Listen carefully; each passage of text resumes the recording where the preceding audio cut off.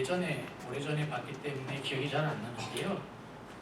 어느 오래된 영화에서 말도 못하게 힘든 일을 겪은 사람이 있었어요. 중세 시대의 이야기고 십자군 전쟁에 관한 이야기인데 정말 힘든 일을 당하고 억울한 일을 당한 사람이 있는데 그 사람이 이 사람이 십자군이에요. 그래서 하나님께 기도를 해요. 죽여달라고. 이렇게 살기가 너무 힘들다고, 너무 억울하고 하는 것도 안 되고 정말 그 인생의 밑바닥에 내려가 있는 상태예요. 그때 그 사람을 아주 강하게 훈련을 시키는 또 한 사람이 있는데 굉장히 겉으로는 되게 미워해요. 그 사람을. 나 왜 이렇게 미워하느냐고, 나 죽게 해달라고. 그러니까 그 사람이 속에 있는 이야기를 합니다. 뭐라고 그러는가, 그 부분을 제가 잊지를 못하는데요. 영어로 얘기했기 때문에 그대로 전달은 못하지만 제가 이해한 건 이거예요. 하나님이 너를 살려준 이유가 있다. 네가 하나님 앞에 죄를 짓고, 그러니까 그 사람이 실패한 게 죄를 진 거거든요.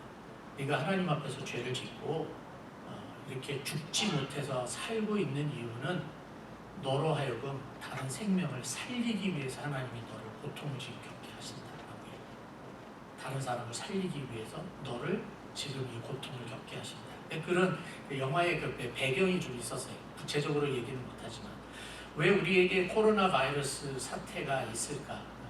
각자마다 다 이유는 다 다르겠지만, 그리고 제가 하나님의 뜻은 잘 모르지만 여러분 가정에, 그리고 여러분 개인에게, 그리고 우리 교회를 향한 하나님의 어떤 뜻이 있을 거라고 믿습니다. 코로나 사태 때문에 힘들고 아프고 괴로운 일이 있어도 하나님의 뜻이 있을 거라고 믿고 견딥시다. 그리고 승리합시다. 오늘도 하나님 앞에 예배를 드릴 수 있다는 것만으로도 감사하니까 하나님 앞에 기쁨으로 예배를 드렸으면 좋겠습니다. 시간 우리 다 같이 머리 숙여서 기도함으로 하나님 앞에 신령과 진정으로 예배드립니다.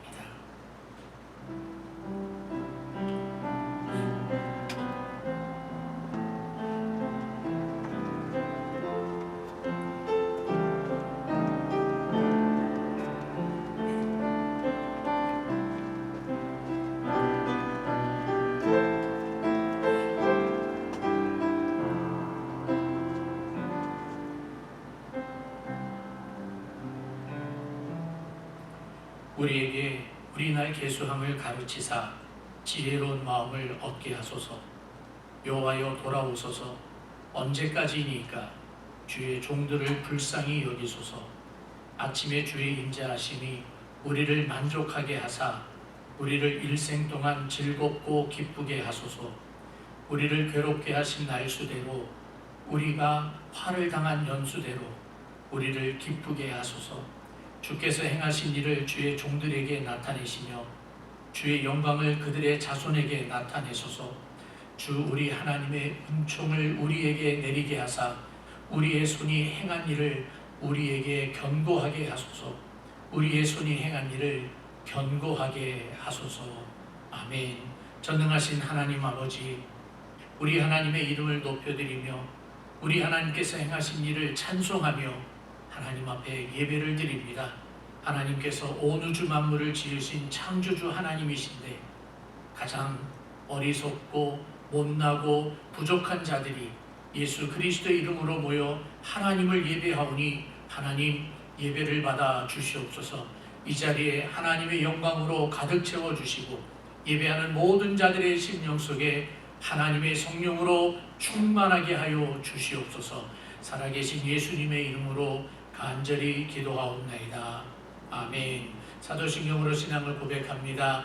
전능하사 천지를 만드신 하나님 아버지를 내가 믿사오며 그 외아들 우리 주 예수 그리스도를 믿사오니 이는 성령으로 잉태하사 동정녀 마리아에게 나시고 본디오 빌라도에게 고난을 받으사 십자가에 못 박혀 죽으시고 장사한 지 사흘 만에 죽은 자 가운데서 다시 살아나시며 하늘에 오르사 전능하신 하나님 우편에 앉아 계시다가 저리로서 산자와 죽은 자를 심판하러 오시리라.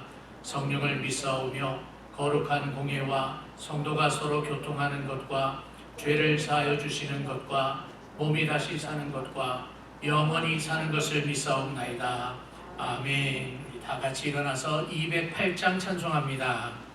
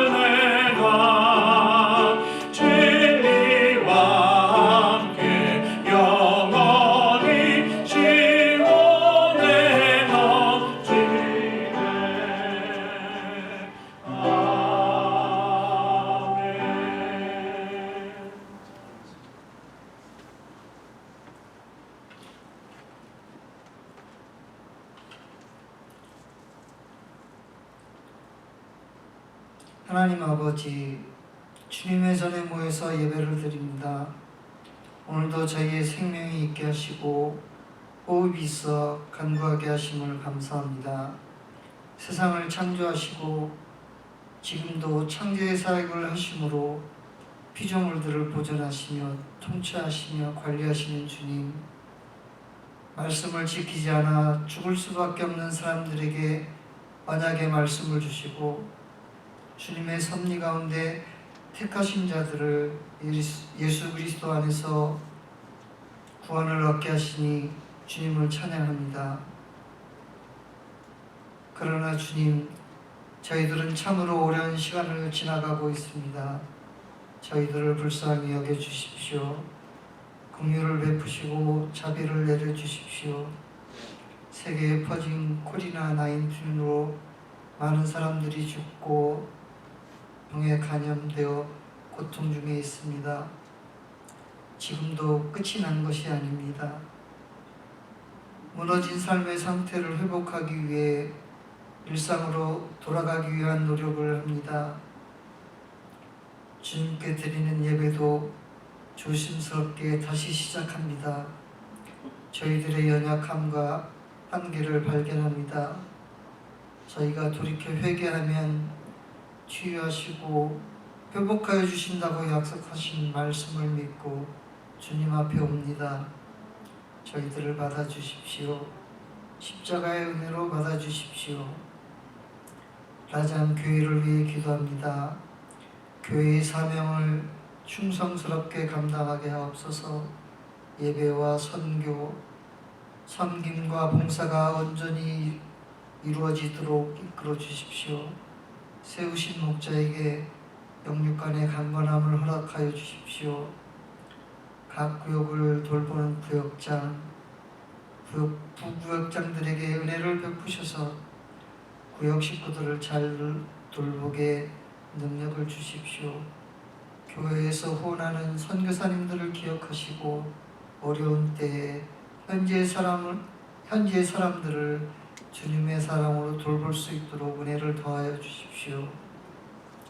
교회의 어른들에게 건강을 보호하여 주시고 사랑하는 어린 자녀들을 눈동자처럼 지키시며 투병 중에 있는 교우들에게 주의 성령께서 안보하여 주시길 기도합니다. 흩어져 생활하는 저희들 가족들에게 평안함을 허락하시고 군에서 근무하는 자녀들을 강건하도록 보호하여 주십시오. 라장의 교우들이 각자에 있는 곳에서 흩어진 교회의 모습으로 이웃을 섬기는 크리스찬으로 생활하기를 소원합니다. 저희가 사는 미국을 위해 기도합니다. 이곳은 다양한 사람들이 사는 곳입니다. 서로 다른 문화가 공존합니다. 다름과 차이가 차별이 되지 않기를 바랍니다. 남에게 대접을 받고자 하는 대로 남을 대접하라고 가르치신 말씀을 기억하는 사회가 되기를 기도합니다. 이 시간 정 목사님께서 주님의 말씀을 전하십니다. 이사야의 말씀을 받을 때 저희 속에 찔림과 회개가 있어 새롭게 변화하도록 성령의 도우심을 주십시오. 함께 예배드림을 감사합니다. 저희의 일상이 유지된 것이 주님의 특별한 은혜인 것을 감사합니다. 주님, 저희의 예배를 받으시고 하나님은 영광을 받으시옵소서. 예수 그리스도의 이름으로 기도합니다. 아멘.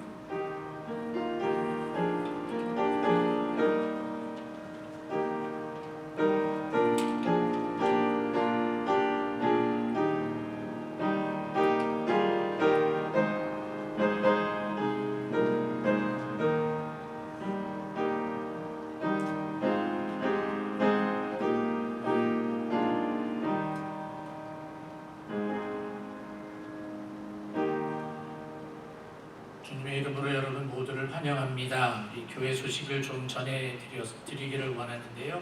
우리 교회 소식에 여러분 주보의 뒷면에 좀 적어놨습니다. 우리 한 집사님 지금 기도해 주신 것처럼 이 미국뿐만 아니라 전 세계적으로 코로나 사태가 아직 끝나지 않았어요. 아직 백신도 없고 치료제도 없고 또 어제 오늘 한국에서 오는 뉴스를 들어보면 지금 이 상태로 있다가 지금 한국 이야기예요. 이 상태로 있다가 7월 달에는 하루에 확진자가 800명이 나올지도 모른다 라고 하는 그런 경고가 있기도 하고요. 라스베가스는 이제 호텔도 열고 뭐 리오프닝을 하니까 괜찮은 것 같아도 사실 괜찮지가 않아요. 계속 하루 매일 거의 매일 죽는 놈이 생기고 어저께인가 그저께는 200명이 좀 넘게 하루에 확진자가 생기고 힘든 상황에 있어요. 특별히 호텔에서는 카지노에서는 많이 일하시는 인플루언서들을 조심시키고 있고 상당히 조심해요.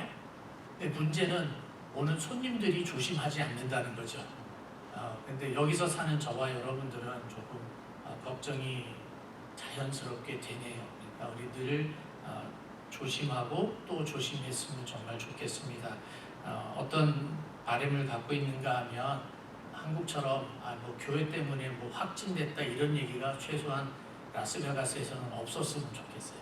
그러니까 우리가 늘 더 조심했으면 좋겠고요.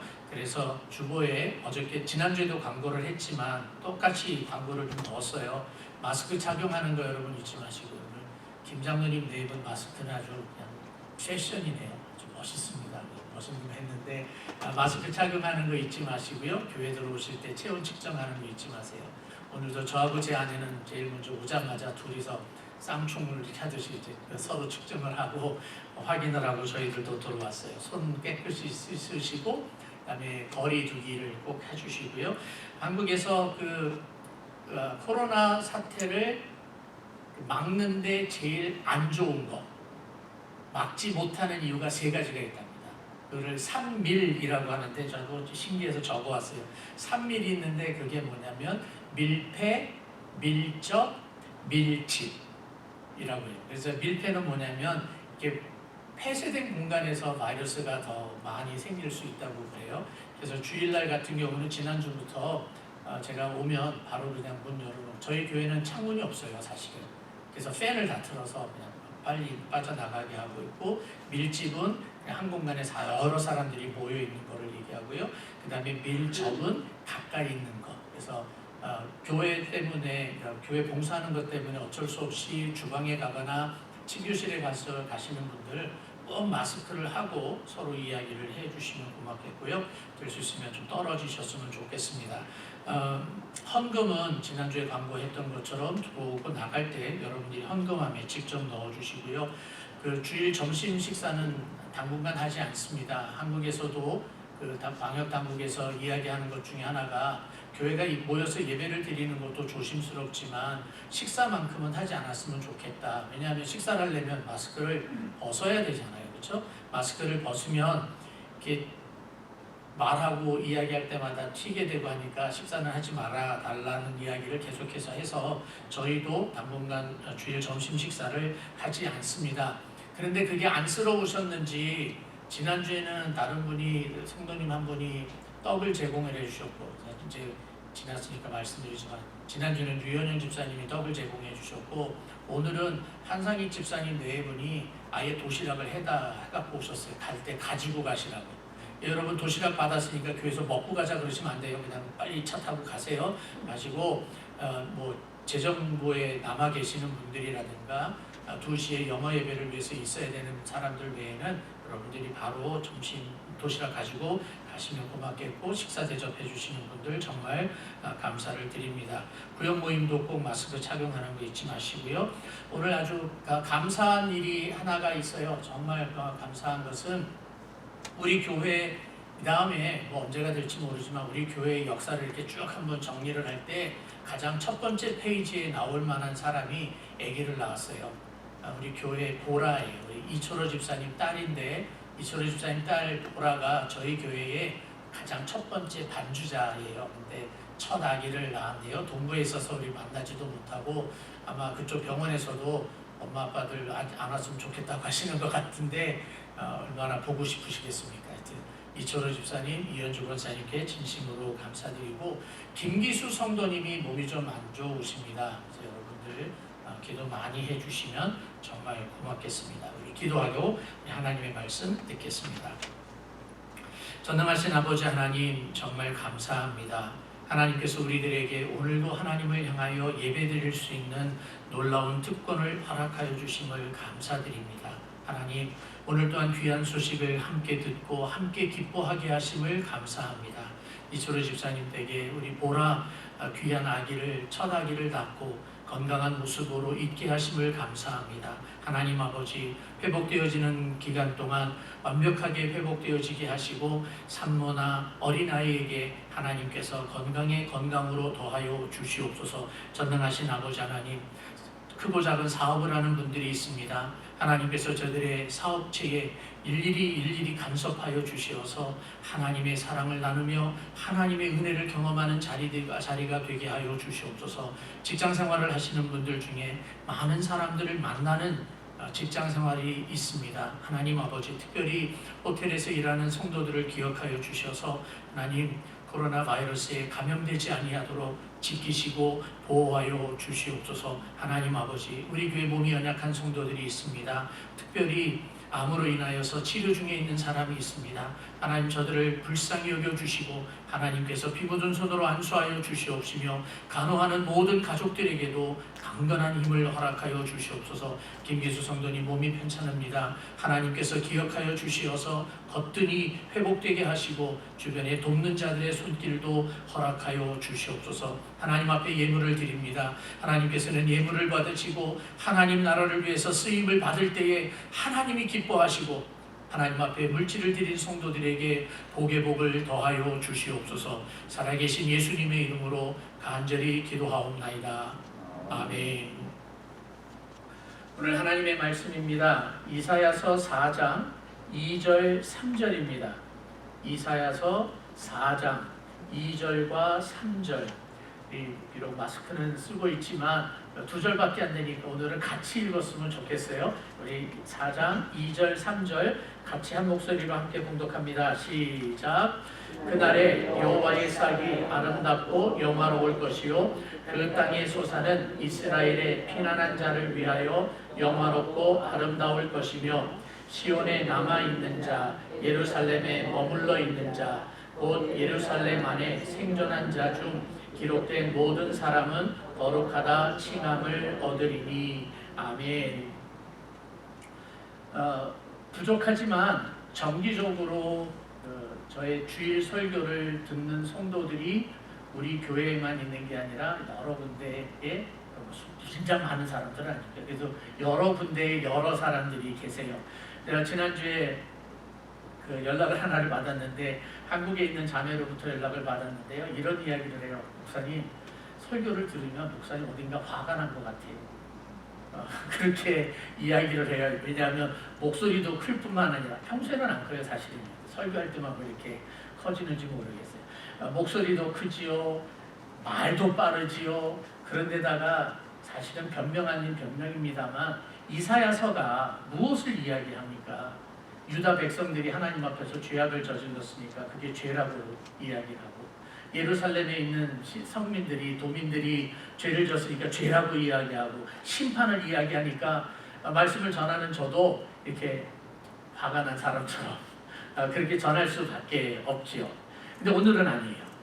최소한 오늘하고 다음 주는 아닙니다. 제가 조금 목소리가 올라갈 것이고 그리고 말을 또 빨리 하기는 하지만 오늘과 다음 주, 이 최소한 2주 동안에는 이런 야단을 치는 이야기가 아니라 소망을 주고 있는 이야기가 담겨져 있어요.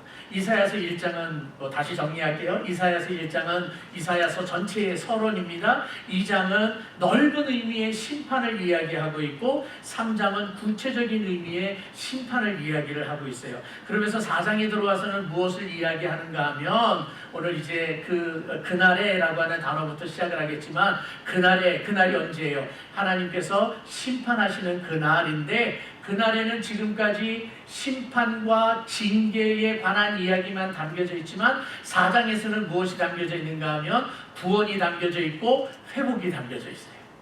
그래서 오늘은 이 4장이 전체가 6절까지밖에 없습니다. 굉장히 짧은 장이에요. 그런데 이 장을 한꺼번에 다 설교를 하기가 제 마음이 너무 벅차서 둘로 나누었는데요. 그 주제 단어를 여호와의 싹이라고 하는 단어를 정했어요. 그래서 여호와의 싹이라고 하는 단어 밑에 설교를 둘로 나눴는데 오늘은 2절과 3절을 가지고 남아있는 자, 기록된 자라고 하는 제목으로 말씀을 전하고 다음 주에는 회복과 구속이라고 하는 제목으로 하나님의 말씀을 나누어서 이야기를 하려고 합니다. 바로 이 여호와의 싹이라고 하는 단어가 등장을 하면서 우리에게 굉장히 귀한 것을 가르쳐주고 있어요. 아니 어쩌면 구약성경 전체가, 물론 신약성경도 마찬가지입니다만 구약성경 전체가 가르쳐주고 싶어하는 바로 메시아 사상입니다. 메시아 사상을 가르쳐주기 위해서 사용하고 있는 단어가 여호와의 싹이라고 하는 단어를 가지고 설명을 해주고 있어요. 그래서 그날에, 즉 다시 말하면 하나님께서 지금까지 3장까지는 하나님께서 심판하러 오시는 그날에 이사야가 살고 있었던 시대를 놓고 이야기하면 가깝게는 바벨론으로 인하여서 멸망하는 그날에, 조금 더 넓게 조금 더 멀리 놓고 보면 메시아가 오시는 초림하는 날, 다시 말하면 예수 그리스도가 이 땅에 오는 그날, 혹은 더 멀리 놓고 보면 최종적인 사건은 무슨 사건이에요? 예수님께서 다시 오시는 그날에 라면서 되어지는데, 그러면 그날에 어떤 일이 일어날 것이냐예요. 그날에 어떤 일이 일어날 것이냐, 결론적으로 이야기를 하면 그날에 한편으로는 심판이 있고 한편으로는 구원이 있다라고 하는 거예요. 그러므로 여호와의 싹이라고 하는 이름으로 되어 있는 이 메시아는 이 땅에 오실 때에 심판자로 오시고 구원자로 오십니다. 심판자로 오시며 동시에 구원자의 모습으로 오신다라고 가르쳐 줍니다. 그런데 심판자의 모습으로 오는 것은 그 대상이 누구예요? 하나님 앞에서 죄악을 저지르고 징계받을 수밖에 없었던 사람들에게는 심판자의 모습으로 오시고, 남은 자, 오늘 설교 제목처럼 남은 자, 기록된 자들에게는 구원자의 모습으로 오신다라고 하는 것이 바로 이 메시아 사상이고요. 그 메시아가 오시는 그날은 어떤 모습이 될 것이냐? 아름답고 영화로울 것이다. 이게 4장이 우리들에게 가르쳐주고 있는 이야기입니다. 첫 번째로 우리가 할 것은 이 메시아의 통치에 관한 건데요. 그 메시아가 통치를 어떻게 하느냐, 이 구체적인 내용보다는 통치하시는 메시아는 어떤 특징을 가지고 있느냐를 2절에서 정말 잘 가르쳐주고 있어요. 오늘 설교는요, 여러분들께서 지금까지 신앙생활을 해오면서 정말 많이 들어왔고 그리고 잘 알고 있는 것이기 때문에 일부러 어렵게 설교를 할 겁니다. 모르는 것이고 힘든 거면 제가 쉽게 풀어가도록 할 텐데 너무 잘 알고 너무나 많이 들어왔던 이야기라 조금 어렵게 풀어가려고 합니다. 여기서 그날에 라고 이제 시작을 하고 있죠. 이 그날이라고 하는 것은 어떤 날인가 하면 이제 구약성경에서 이 그날을 여호와의 날이라는 말로도 번역을 합니다. The day of the Lord라고 했던 바로 그날이에요. 그날은 조금 전에도 말씀을 드렸듯이 심판의 날이지만 다른 말로 구원의 날이기도 해요. 바벨론이 쳐들어와서 이스라엘 백성들, 유다 백성들, 예루살렘에 있는 사람들을 다 멸망을 시키는 그날에 하나님께서 남은 자들은 도우실 것이다, 지키실 것이다 라고 하는 것이고, 예수님께서 다시 오시는 그날에, 마지막 그날에 오실 때에 불로서 멸망하러 오시는 심판자로 오시지만 그러나 동시에 남아있는 자들은 구원해 주시고 지키시고 보호하시겠다라고 이야기하는 겁니다. 그래서 이사야가 9장에서 무슨 이야기도 하는가 하면 그날은 큰 빛이 나타나는 날이라고도 해요. 심판은 큰 빛이 아니라 어두움 가운데 있었기 때문에 멸망이지만 9장에서 표현하는 대로 큰 빛이 있다라고 하는 것은 바로 구원을 선포하는 그런 날이기도 합니다. 그런데 여호와의 싹이라고 하는 단어를 했는데 제가 지금 메시아라는 말을 계속해서 지금 쓰고 있잖아요. 그래서 이 메시아의 특징, 메시아는 어떤 특징을 가지고 있는지 여호와의 싹이라고 하는 단어와 땅의 소산이라고 하는 단어를 가지고 여러분들과 같이 나누려고 그래요. 어렵게 제가 풀어갈 거예요. 왜냐하면 여러분들이 너무나 잘 알고 있기 때문에 그렇습니다. 여호와의 싹과 그리고 이 땅의 소산이라고 하는 것은 메시아를 이야기하는데 여호와의 싹이라고 하는 말은 다윗을 먼저 생각해 보시면 합니다. 여러분 사무엘상, 사무엘하라고 하는 책이 있습니다. 사무엘상과 사무엘하는 옛날 얘기처럼 돼 있어서 신나요. 여러분들 읽으실 때 막 쏙쏙쏙 넘어가실 거예요. 신나게 읽을 수 있어요. 근데 사무엘상과 하는 특별히 중심인물이 누군가 하면 다윗입니다. 다윗을 중심인물로 해놓고 앞에는 물론 사울이 나오지만 사울을 세워놓은 이유는 뭔가 하면 사울은 실패한 왕이다. 그래서 하나님께서 세우시는 왕이 성공한다. 그러면서 대조하는 가운데서 사울과 다윗을 놓고 있고 다윗을 통해서 누구를 예고하고 있어요? 메시아를 예고하고 있어요. 그리스도를 예고하고 있거든요. 그래서 사무엘하 23장에 하나님께서 이렇게 이야기하십니다. 다윗과 영원한 언약을 세우셨다라고 이야기해요. 다윗과 영원한 언약을 세우셨다. 그러면 우리는 일반적으로 이런 생각을 먼저 해야 됩니다. 하나님이 다윗을 왕으로 세우시고 영원한 언약을 세우셨다라고 하는 말은 다윗의 아들들로, 다윗의 후손들로 영원토록 그 나라가 멸망하지 않도록 하시겠다라고 생각해야 맞아요. 그런데 실제로 다윗의 아들들이, 후손들이 꾸준히 해서 지금까지 나라가 왕국으로 이루어지고 있습니까? 아니잖아요. 유다 나라가 멸망하잖아요. 바벨론에 의해서 멸망하잖아요. 지금은 이스라엘의 총리가 다윗의 혈통인지 아닌지 모르겠어요. 이스라엘의 헌법에 다윗의 혈통으로 한다 이런 게 문항이 있는지 없는지 모르겠어요. 하지만 분명한 것은 다윗과 영원한 언약을 맺었다라고 하는 말은 육체적인 혈통적인 왕을 영원토록 세우겠다라는 말이 아니라는 것을 우리가 알아요. 그러면 그게 무슨 말입니까? 다윗과 영원한 언약을 세우겠다라고 하는 것은 인간적인 왕국을 이루어가겠다, 영원한 왕국을 세우겠다가 아니라 다윗의 후손인 바로 그 사람을 통하여서 영원한 왕국을 이루겠다는 거예요. 그 사람이 누구예요? 다윗의 후손 예수 그리스도를 이야기하는 거예요. 그 예수 그리스도를 통하여서 왕국을 이루어 가신다라고 이야기를 하는 겁니다. 그런데요, 이 약속이 다윗에게 처음 한 게 아니에요. 이 약속은 다윗에게 처음 한 게 아니에요. 제가 다시 말씀드려요. 여러분 다 알고 있는 이야기예요. 그래서 어렵게 풀어가요. 창세기 3장에서부터 나옵니다. 창세기 3장 15절에 여자의 후손이 뱀의 머리를 짓밟겠다라고 이야기합니다. 그리고 그 뱀이 그 발꿈치를 상하게 할 것이다 라는 이야기가 있잖아요. 거기서 나오는 여자의 후손, 그 여자의 후손은 누구를 가리키는가 하면 바로 예수 그리스도를 가리키는 거예요. 그래서 창세기 3장 15절을 별명이 붙였어요. 여러분 이거는 절대로 잊으면 안 돼요. 창세기 3장 15절의 별명은 원시복음이에요. 원시복음, 오리지널 가스펠이라고 하는 거예요. 복음 중에서도 가장 근본적인 복음이다라고 이야기하는 거예요. 그리고 그 여자의 후손 창세기 3장에서만 끝나는 것이 아니라 또 시간이 지나서 아브라함의 약속에서 또다시 등장을 합니다. 창세기 12장에 하나님께서 아브라함을 선택하십니다. 아브라함을 선택하면서 내가 너의 씨를 통하여서 민족을 이루겠다라고 약속을 하세요. 아들도 없었을 때. 민족을 이루겠다라고 했을 때 그 아브라함의 씨를 사도 바울은 씨들이라고 해석하지 않았어요. 복수로 해석하지 않았어요. 거기는 단수로 해석을 했어요. 그게 누구예요? 바로 예수 그리스도예요. 아브라함의 자손이 누구냐? 예수 그리스도 안에 있는 자녀들을 아브라함의 자손이라고 이야기를 하는 거예요. 또 그것으로 끝나는 게 아니죠. 야곱에게 12명의 아들이 있었는데 그 12명의 아들들 중에 네 번째 아들이 누구예요? 유다예요. 유다의 아들을 통하여서 하나님께서 그 민족을 이루겠다라고 하는 그 약속을 성취해 가십니다. 그러므로 여자의 후손을 통하여서 아브라함의 혈통을 통하여서 유다의 혈통을 통하여서 그 유다의 혈통에서 누가 나오는가 하면 다윗이 등장을 하고 다윗을 통하여서 메시아이신 예수 그리스도가 등장하고 있는 겁니다. 그러므로 이 여호와의 싹이라고 하는 것은 메시아를 가리키는 건데 이 이사야보다 약 한 70년 후에 활동을 했던 선지자가 있어요. 예레미야라는 선지자가 있습니다. 나라가 멸망하기 직전까지 사역을 하고 있었던 선지자가 예레미야인데 예레미야서에서 이러한 이야기를 합니다. 똑같은 이야기를 해요.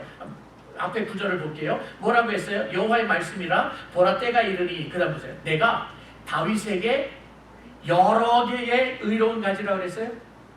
하나의 의로운 가지를 주겠다 했어요. 근데 여러분 다윗은 지금 예레미야 시대는 이미 나라가 멸망하기 직전이에요. 아니 어떻게 보면 멸망했다고 봐도 과언이 아니에요. 그러니까 다윗의 혈통으로 왕은 이미 끊긴 거예요. 끊겼는데 예레미야가 뭐라고 그래요? 다윗으로부터 하나의 의로운 가지를 일으킬 것이다 그래요. 아니 나라는 멸망해가고 있는데 누구를 가리켜요 그러면? 바로 메시아를 가리키는 거예요. 바로 예수 그리스도를 가리키고 있는 이야기입니다. 그래서 이 메시아를 여호와의 싹이라고 하는 단어로 활용을 하고 있고 사용을 하고 있는데 이사야는 같은 이사야서 안에서 이 메시아에 관한 이야기를 이렇게 펼쳐져 갑니다. 대표적으로 28장에 가면 이런 이야기를 가지고 있어요. 이 여호와의 싹, 즉 이 메시아는 아름답고 영광스러울 것이다.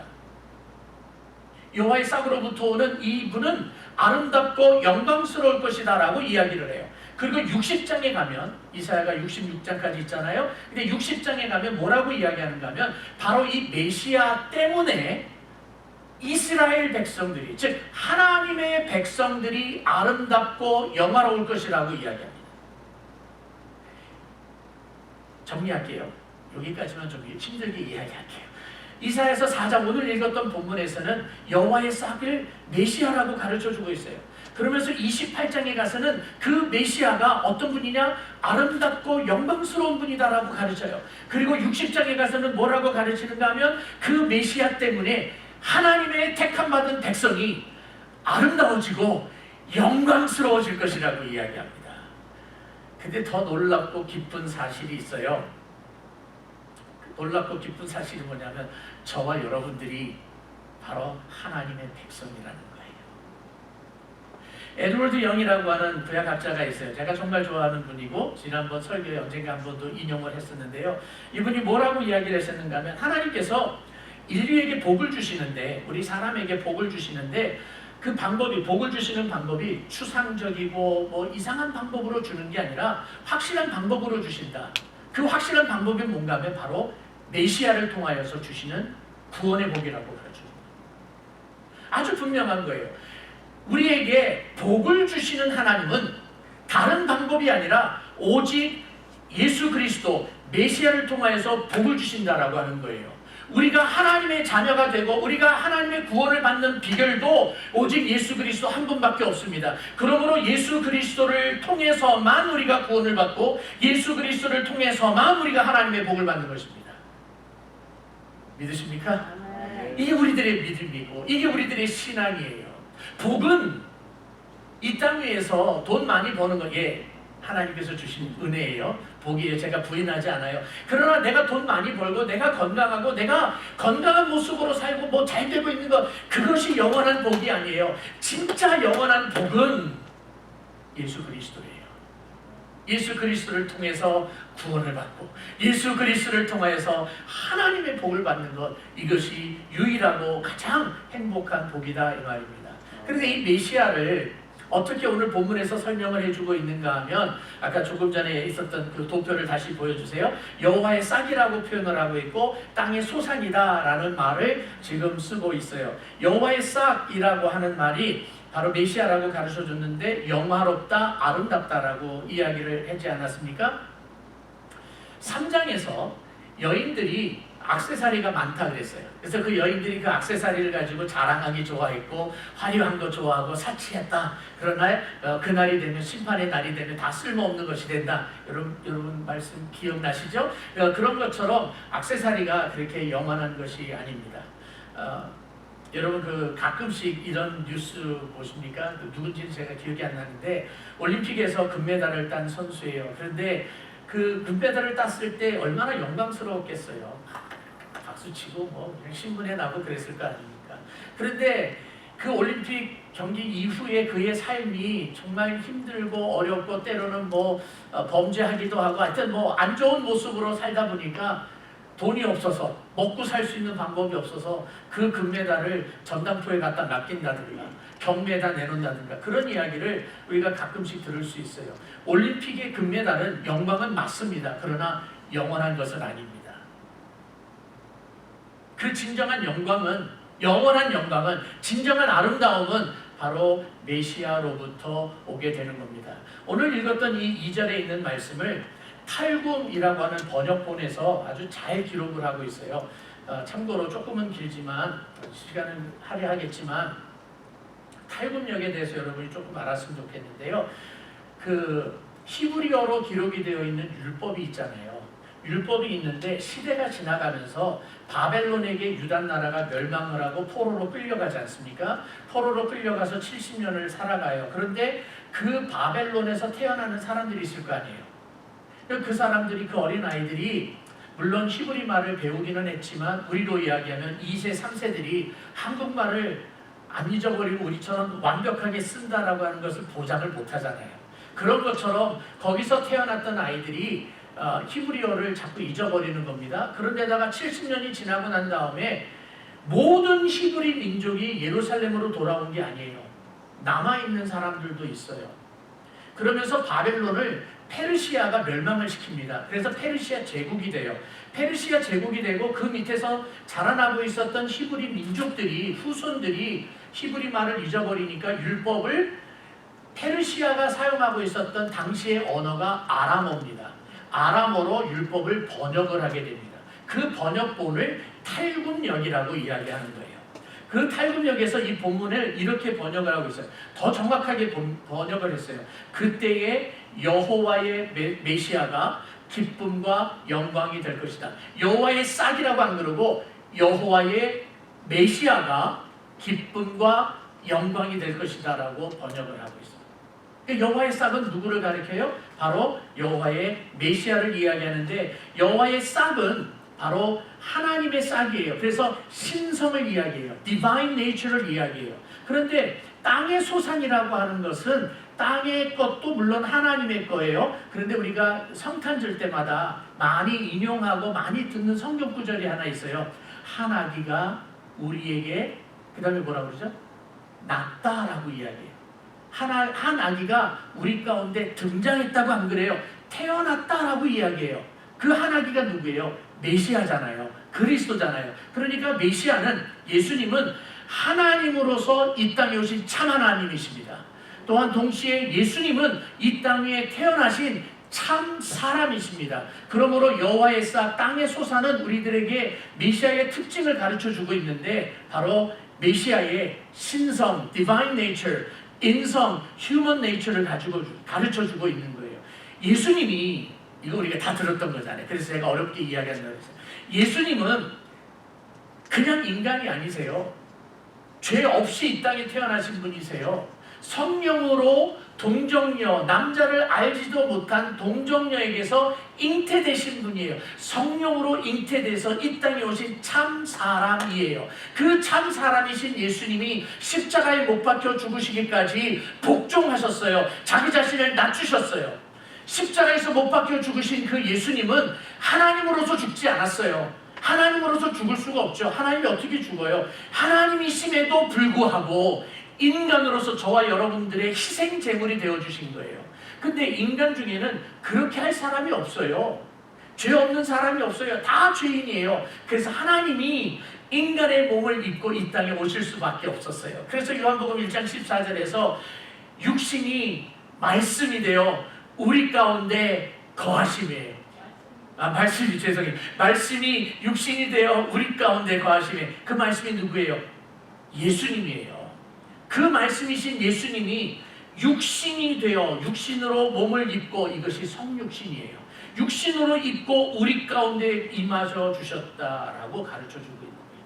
이 이야기를 지금 이사야가 이 이사야서 4장에서 이야기하는 거예요. 지금 죄악으로 말미암아 멸망을 당하고 있는 그 백성들을 향하여서 그럼에도 불구하고 그날에 메시아가 오시는 그날에 구원이 선포된다는 거예요. 그분이 누구냐면 하나님이시고, 그분이 누군가 하면 인간이세요. 참 인간이세요. 그분 때문에 구원이 선포되어진다라고 우리들에게 가르쳐주고 있는 거예요. 그런데 여러분, 이것보다도 더 감사한 게 있어요. 더 감사한 게 있어요. 메시아가 이 땅에 여호와의 싹으로 땅의 소산으로 오셨어요. For what? 무엇 때문에 오셨는 거예요? 아니, for whom? 누구를 위해서 오셨는 거예요? 2절 말씀이 뭐라고 그랬는가 아세요? 이스라엘의 피난한 자를 위해서 오셨다 해요. 이스라엘에 남아있는 자들을 오셨다라는 거예요. 이 피난한 자들이 누군가 하면 바로 저와 여러분들이에요. 저와 여러분들을 위해서 예수님께서 이 땅에 오셨어요. 얼마나 감사합니까? 이것 때문에 우리는 감사할 수밖에 없어요. 앞에 자막을 하나 만들었습니다. 제가 읽을게요. 이스라엘의 피난한 남은 자를 위하여 여호와의 싹이 아름답고 영화로울 것이며, 또한 이스라엘의 피난한 자를 위하여 그 땅의 소산은 영화롭고 아름다울 것이다. 길게 썼지만, 제가 여호와의 싹과 땅의 소산이라고 하는 단어를 쓰기 위해서 길게 썼지만, 한마디로 말하면 이거예요.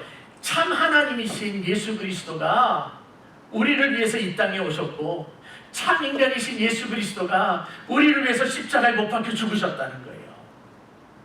이렇게 되면 이렇게 아멘이 확 나와야 되는데 마스크를 쓰고 계셔가지고, 우리를 위해서 오셨어요. 우리를 위해서 죽으셨어요.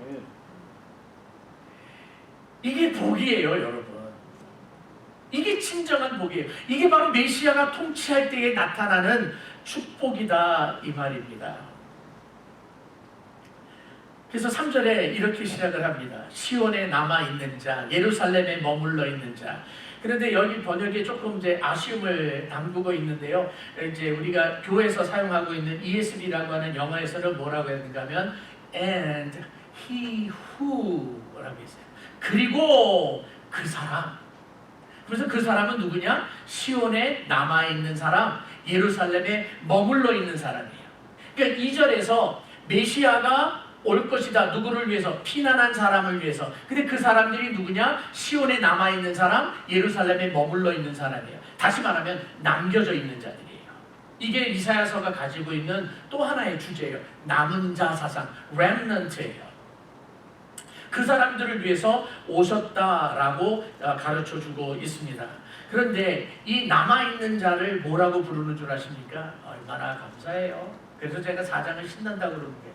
남아있는 자를 오늘 3절 성경에서는 뭐라고 부르는가 하면 거룩한 자라고 부른답니다. 남아있는 자를 거룩한 자라고 이름을 붙이겠다라고 이야기를 합니다. 여러분, 얼마나 감사해요. 여튼 시온에 남아있는 사람과 예루살렘에 머물러 있는 사람은 같은 종류의 사람이에요. 둘로 나누지 않으셔도 돼요. 같은 이야기예요. 근데 남아있으면 거룩하다.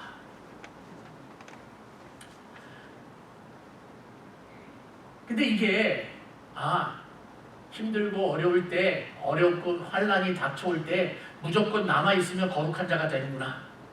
그래서 잘 있어봐야지, 잘 남아봐야지, 끝까지 있어봐야지. 내 힘으로 남아있는다고 해서 거룩한 자가 되는 게 아니에요.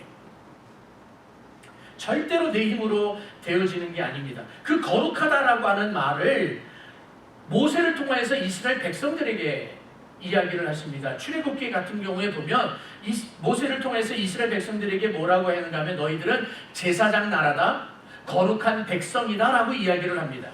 또 신명기에 가면 이거는 앞에 자막을 만들었어요. 신명기에서는 중간 부분에 이렇게 이야기를 합니다. 여호와께서 내게 맹세하신 대로 너를 세워 자기의 뭐가 된다고요? 성민. 성민은 거룩한 백성이라는 뜻이래요. 내가 너희들을 거룩한 백성이 되게 하겠다. 내가 약속한 대로. 자, 그러면 출애굽기와 신명기를 통하여서 이스라엘 백성들을 거룩한 자라고 이야기합니다. 거룩한 백성이라고 이야기합니다. 그러면 그 이야기 배경이 있어요. 그들이 어떻게 거룩한 백성이 되고 거룩한 민족이 되었는가 하면 자기들의 발로 애굽 땅을 탈출하고 자기들의 발로 홍해 바다를 건너고 자기들의 발로 광야 40년을 걸어갔기 때문에 거룩한 백성이 됐습니까? 아니에요. 자기들의 발로 걸어간 건 맞아요. 자기들의 발로 애굽 땅을 나오고 자기들의 발로 홍해를 건너고 자기들의 발로 광야 40년을 걸어간 건 맞아요. 그런데 걸어갈 수 있게 하신 분은 하나님이십니다. 애굽 땅에 10가지 재앙이 내렸을 때에 처음에는 애굽 백성들에게만 왔지만 나중에는 모든 백성들에게, 모든 민족에게 재앙이 내렸어요. 그때에 하나님께서 그들을 살려주셨고, 하나님이 살려주시고 하나님이 건져주시지 않았으면 그들의 발로 애굽을 나올 수도 없었고, 하나님께서 홍해 바다를 갈라놓지 않으셨으면 그들의 발로 홍해 바다를 건너갈 수 없었으며, 하나님께서 만나를 주시고 메추라기를 주시지 않았으면 먹지도 못했을 것이고, 하나님께서 물을 주시지 않았으면 광야에서 마시지도 못했어요. 하나님께서 행하신 거예요. 하나님께서 먼저 건져주셨기 때문에 그래요. 끝까지 남아있으면 거룩하게 된다? 예, 맞아요. 그러나 하나님께서 먼저 택하여 주시고 하나님께서 먼저 붙잡아 주시지 않았다면 어느 누구도 남아있지 못합니다. 마지막 때에 예수 그리스도가 다시 오실 때에 심판하시는 그날에 하나님께서 우리를 붙잡아 주시지 않으면, 예수 그리스도의 보혈의 피가 없으면, 성령님의 능력이 없으면 하나님의 마지막 심판을 견딜 사람은 단 한 사람도 없습니다. 근데 저와 여러분과 남아있는데요. 얼마나 신나는지 몰라요. 그런데 저를 뭐라고 부른다고요? 거룩한 자라고 불러요. 만약에 여러분 제가 권사님 앞에 가서 권사님 내 이름에도 거룩한 사람이에요. 그러면 벌써 웃으시잖아요. 여러분이 아내한테, 여러분이 남편한테, 아니 여러분의 자녀한테 한번 얘기해 보세요. 아빠가 이래봬도 거룩한 사람이야. 그럼 여러분 자녀들이 뭐라고 그러겠어요? 웃기지 마세요. 아니면 예. 그런데 그게 진짜로 동의하는 말이에요? 아니에요. 근데 하나님이 우리를 거룩한 자라고 부른다니까요. 할렐루야. 근데 그걸로 끝나는 게 아니에요. 기록된 자라고 그랬어요. 기록된 그 모든 사람들도 뭐라고 부르는가 하면 거룩한 사람이라고 부른답니다. 여러분 코로나 사태 이제 우리 미국에서 막 초창기에 마스크가 그냥 마켓에 없고 막 다 떨어졌을 때 얼마나 발을 동동동동 부르셨습니까? 저도 그랬어요. 근데 시간 조금 지나니까 한국에서 해외에 거주하고 있는 가족들에게 마스크 보낼 수 있다라는 소식이 들렸잖아요. 그래서 저희도 연락을 해가지고 저희 아버지를 중심으로 동생들한테 마스크 다 회수, 그래가지고 걷어다가 저희들한테 줬어요. 근데 뭐 한 식구당 뭐 몇 개밖에 못 보내고 그런다는 거예요. 그러다가 얼마 시간이 지나고 나서 이런 뉴스도 들었어요. 호적에 기록이 되어 있으면 미국에서 태어난 아이들이라도 받을 수 있다. 그래가지고 늑달같이 전화를 했습니다. 제 아내가. 아버지, 우리 애들 호적에 올라갔나요? 아마 안 올라갔을 텐데. 이렇게 된 거예요. 미국에서 태어났으니까 이제 안 올 수 있었던 것 같아요. 그러니까 마스크 받아요? 못 받아요? 마스크 못 받는 거예요. 이렇게 사람이 태어나면 기록이 되어지는 게 정말 중요합니다. 그런데요 여러분, 이 이름이 기록이 되어진다라고 하는 것, 오늘 아주 반가운 소식이 왔죠. 우리 이철호 집사님 딸이 첫 아기를 낳았어요. 이름을 뭐라고 했는지 아직 못 들었어요. 근데 아기가 응애 하고 태어나면서 간호원한테 저 서류 갖고 오라고, 내가 내 이름 적겠다고. 아기가 간호사한테 서류 받아서 자기가 다 이름 넣고 키가 얼마고 몸무게가 얼마고 혈액형은 뭐고 아빠 이름 엄마 이름 자기가 다 적어가지고 편지 봉투에다 넣어서 우표 붙여서 그리고 카운티에다가 시에다가 보냅니까? 아니잖아요. 다 엄마 아빠가 불러주는 대로 간호사가 써가지고 간호사가 다 알아서 보내고 나중에 필요할 때 벌스 서티피켓 받고 그거 가지고 가서 여권 만들고 그렇잖아요. 자기 이름이 왜 그렇게 되냐? 엄마 나 그 이름 싫어요. 다른 거로 바꾸세요. 태어나자마자 그런 얘기 안 한다니까요. 누가 기록해요? 엄마 아빠가 기록을 하든 간호사가 기록하든 분명한 것은 본인이 기록하지 못합니다.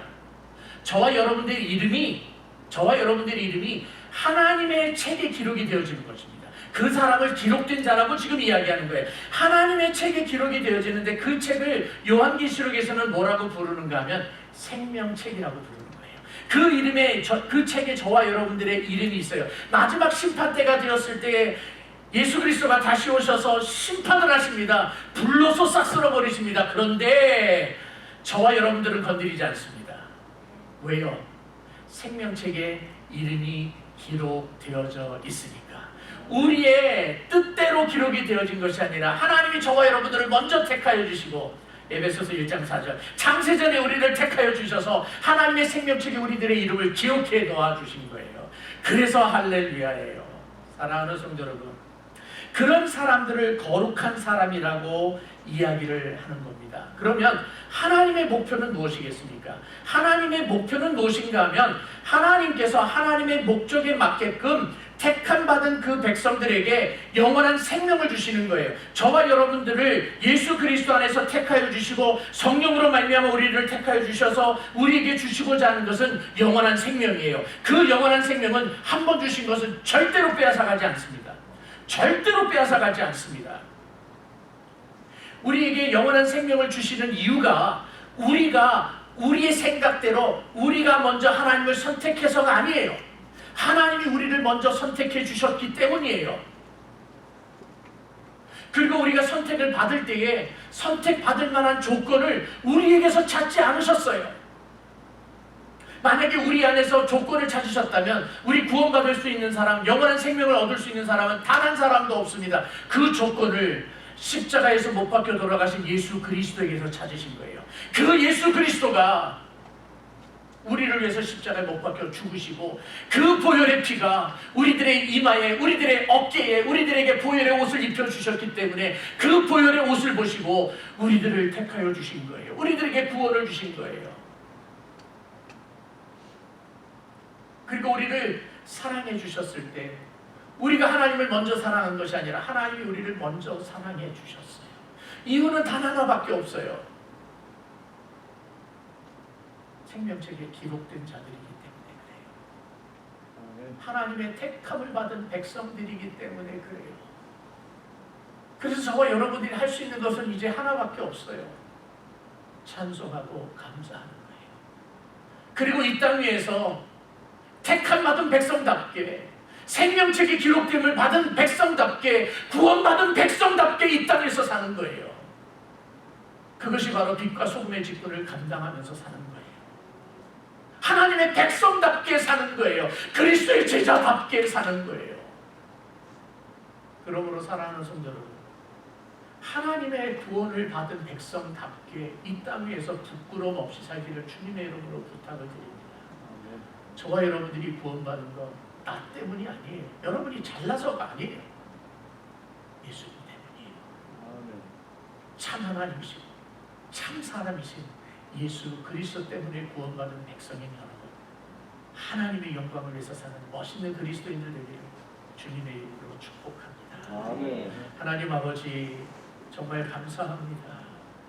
아무것도 아니고 죄와 허물로 죽었던 우리들, 흑암 가운데서 살 수밖에 없고 절망 가운데서 살 수밖에 없고 영원한 죽음을 향하여 치닫고 있는 저희들을 택하여 주시고 구속하여 주시고 자녀 삼아 주심을 감사합니다. 주님 오시는 그날에, 마지막 심판이 있는 그날에 우리들을 남은 자로 만들어 주시고 생명책에 기록하여 주시어서 심판을 피하게 하시고 오히려 저 천성을 향해서 걸어가게 하심을 감사합니다. 그래서 하나님, 이 땅 위에서 거룩한 백성답게 살기를 원합니다. 그렇게 살겠습니다. 하나님의 자녀답게 살겠습니다. 하나님, 우리와 함께 하시고 우리의 삶을 통하여 영광 받아 주시옵소서. 살아계신 예수님의 이름으로 기도하옵나이다. 아멘. 우리 다 같이 일어나서 2장 찬송합니다.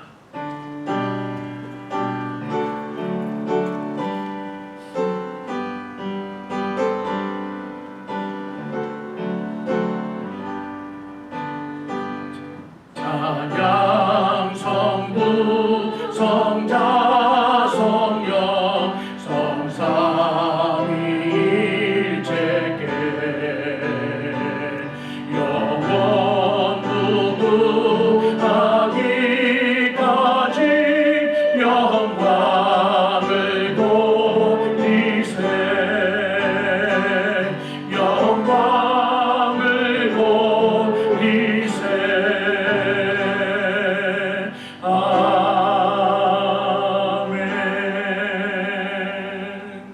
지금은 우리 주 예수 그리스도의 놀라우신 은혜와 우리 하나님 아버지의 무한하신 사랑하심과 우리 성령님의 놀라운 역사하심이 하나님으로부터 택함받고 남은 자 되어 생명책에 기록한 자가 되어 주님의 영광을 위해서 살겠다고 다시 한번 굳게 결심하는 모든 성도들 머리 위에 지금부터 영원토록 함께 있을지어다. 아멘.